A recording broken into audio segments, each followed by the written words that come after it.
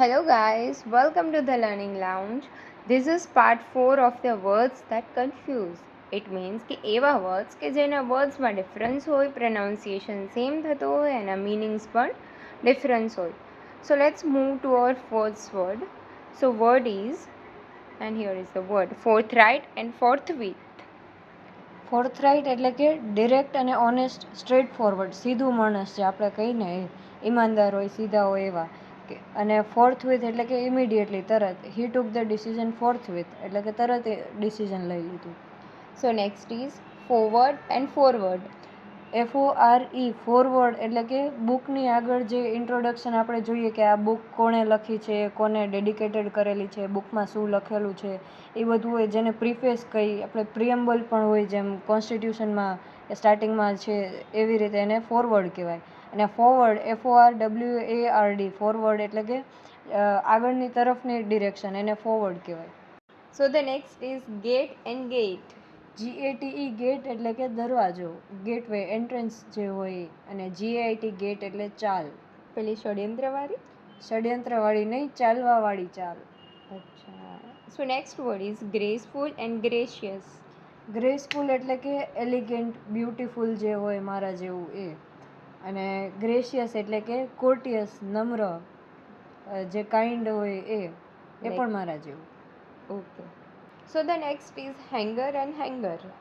HANGER, hanger એટલે કે કપડાં ટીંગાડવા માટે જે ઓબ્જેક્ટ યુઝ કરી એ.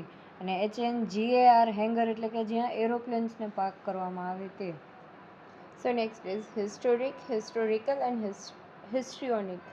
હિસ્ટોરિક એટલે કે ખૂબ જ ઇમ્પોર્ટન્ટ હોય એવું, કે વર્લ્ડ કપ જીત્યા એ આપણા માટે હિસ્ટોરિક મોમેન્ટ હતું એમ.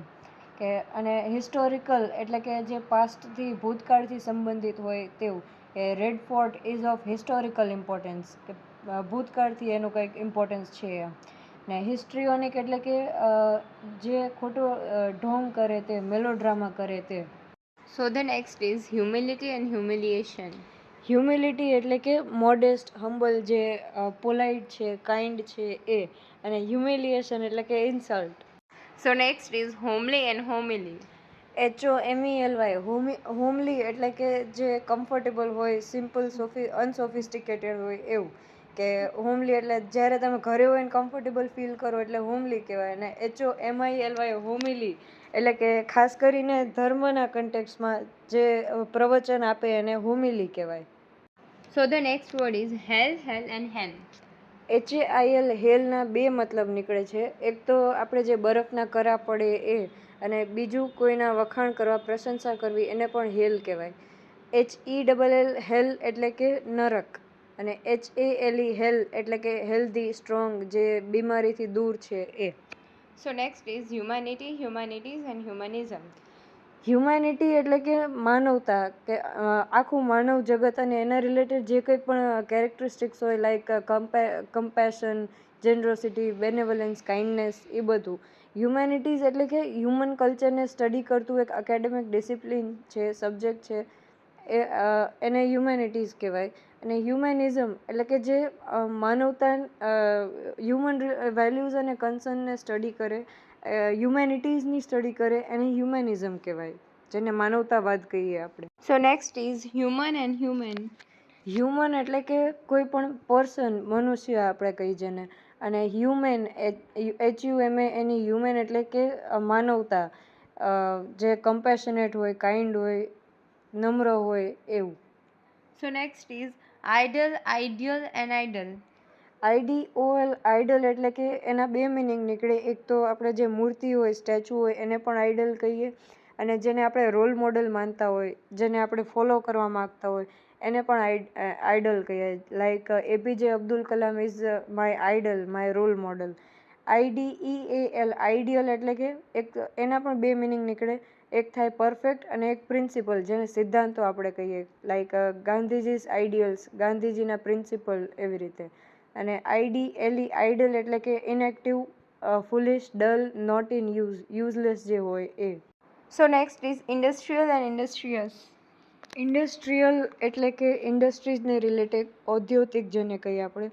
અને ઇન્ડસ્ટ્રીયસ એટલે કે મહેનતુ જે હોય, હાર્ડવર્કિંગ હોય, ડિલિજન્ટ હોય તે. And next is indigent and indigenous. Indigent એટલે કે પુઅર, જે છે ઇન્સોલ્વન્ટ છે, પૈસા નથી ભરી શકતું. અને ઇન્ડિજિનિયસ એટલે કે નેટિવ, જે લોકલ ડોમેસ્ટિક કહીએ આપણે એ. So the next is ingenuous and ingenious. Ingenious, GENIOUS, genius એટલે કે ક્લેવર, એક્સપર્ટ, પ્રોફિશન્ટ, જે હોશિયાર હોય એ. અને ઇન્જેન્યુઅસ એટલે કે જે સરળ સ્વભાવનું હોય, ઇનોસેન્ટ, ચાઇલ્ડ લાઇક સિમ્પ્લિસિટીનું હોય એવું. ઇન્જીનિયસ લાઈક જીનિયસ સાઉન્ડ કરે એટલે કે હોશિયાર હોય, જીનિયસ હોય એવું. અને જેન્યુન સાઉન્ડ કરે, જેન્યુઅસ એટલે કે જેન્યુન છે, ઇનોસેન્ટ છે એવું. સો નેક્સ્ટ ઇઝ ઇન્ટેલિજિબલ અને ઇન્ટેલિજન્ટ. ઇન્ટેલિજેબલ એટલે કે ઇઝીલી સમજી શકાય એવું, એબલ ટુ અન્ડરસ્ટેન્ડ. અને ઇન્ટેલિજન્ટ એટલે કે હોશિયાર માણસ હોય એ, બુદ્ધિશાળી હોય એ. So the next is moral, immoral and amoral. Moral એટલે કે ઓનેસ્ટ, જે ઈમાનદાર વ્યક્તિ હોય તે.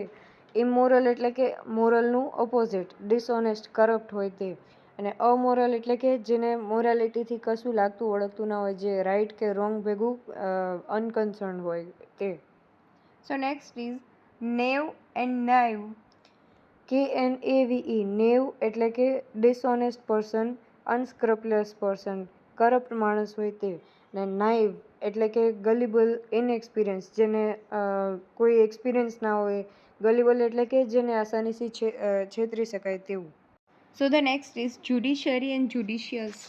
જ્યુડિશરી એટલે કે કોર્ટની સિસ્ટમ, ન્યાયાલય આપણે જેને કહીએ એ. અને જ્યુડિશિયસ એટલે કે વાઇઝ, વેલ થોટ, વિચારેલું હોય તેવું, કે વેસ્ટ કર્યા વગરનું હોય, એક સારો ડિસિઝન લેતા હોય તે. And the next is luxuriant and luxurious. Luxuriant એટલે કે પ્રચુર માત્રામાં, એબન્ડન્ટ હોય, પ્લેન્ટીફુલ હોય તે. અને લક્ઝુરિયસ એટલે કે વૈભવ વિલાસવાળું, જે એક્સપેન્સિવ, લેવિશ હોય તે. And the next is memorable, memorial and immemorial. Memorable એટલે કે યાદગાર, અથવા તો જે ઇઝીલી યાદ કરી શકાય તેવું. અને મેમોરિયલ એટલે કે કોઈની યાદમાં કશુંક બનાવેલું હોય, જેને આપણે સ્મારક કહીએ એ. અને ઇમમેમોરિયલ એટલે કે ખૂબ જ જૂનું, જેને આપણે કહીએ સનાતન સમયથી ચાલ્યું આવતું હોય, ફ્રોમ ટાઈમ ઇમમેમોરિયલ એ. And the next is momentary, momentous, momentum. Momentary એટલે કે ટેમ્પરરી હોય તે. મોમેન્ટરી, ટેમ્પરરી રાઇમિંગ વર્ડ છે, એટલે એવી રીતે યાદ રાખી લેવાનું. અને મોમેન્ટસ એટલે કે ઓફ ગ્રેટ ઇમ્પોર્ટન્સ, ખૂબ જ ઇમ્પોર્ટન્ટ હોય તે. આપણે આગળ હિસ્ટોરિક જોયું તો એ આનું સિનોનિમ થશે. મોમેન્ટમ એટલે કે ગતિ, સ્પીડ જેને કહીએ. આપણે કઈ ગાડીએ ગતિ પકડી છે, એક મોમેન્ટમ પકડ્યું છે એમ. તો next is miser and misery. Miser એટલે કે ક્લોઝ ફિસ્ટેડ પર્સન, કંજૂસ જેને કહીએ આપણે તે. સ્ટિન્જી હોય, કંજૂસ હોય, ક્લોઝ ફિસ્ટેડ હોય એ. અને મિઝરી એટલે કે સફરિંગ, ખૂબ જ દુઃખ જેને કહીએ આપણે એ. And the next is negligible and negligent. Negligible એટલે કે સાવ અનઇમ્પોર્ટન્ટ હોય, જેને આપણે નકારી શકીએ તેવું. અને નેગ્લિજન્ટ એટલે કે careless. Okay guys, thank you. જો તમને અમારો વિડીયો ગમ્યો હોય તો પ્લીઝ અમારી ચેનલને સબસ્ક્રાઈબ કરી દેજો, અમારા વિડીયોને લાઇક કરી દેજો અને તમારા ફ્રેન્ડ્સ જોડે શેર કરી દેજો. Thank you.